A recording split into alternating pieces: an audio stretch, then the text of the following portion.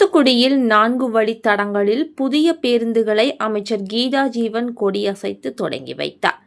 தமிழ்நாடு அரசு போக்குவரத்து கழகம் சார்பில் பழைய பேருந்துகள் மாற்றப்பட்டு ஒவ்வொரு பகுதிக்கும் புதிய பேருந்துகள் இயக்கப்பட்டு வருகிறது. அதன்படி தூத்துக்குடி அண்ணா பேருந்து நிலையத்தில் இருந்து வேளாங்கண்ணி, ஏரல், செபத்தியாபுரம் மற்றும் கோவில்பட்டியில் இருந்து வெள்ளாளங்கோட்டைக்கு என 4 வழித்தடங்களில் புதிய பேருந்து சேவைகளை வடக்கு மாவட்ட திமுக செயலாளரும்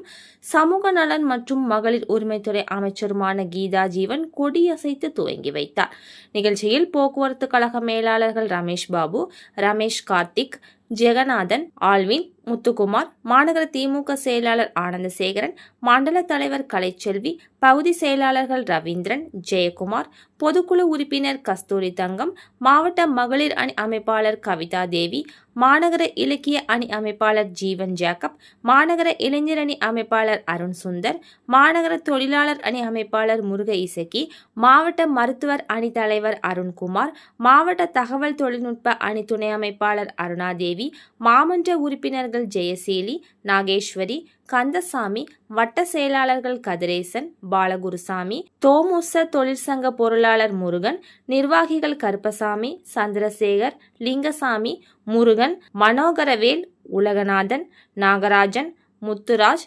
சுந்தர்ராஜ், சரவண பெருமாள், படையப்பா, காதர், சண்முகம், பெருமாள் கோவில் அறங்காவலர் குழு தலைவர் செந்தில்குமார், பகுதி மகளிர் அணி துணை அமைப்பாளர் ரேவதி, வட்ட பிரதிநிதி பாஸ்கர் மற்றும் மணி, ஆல்பர்ட் உள்ளிட்ட பலர் கலந்து கொண்டனர்.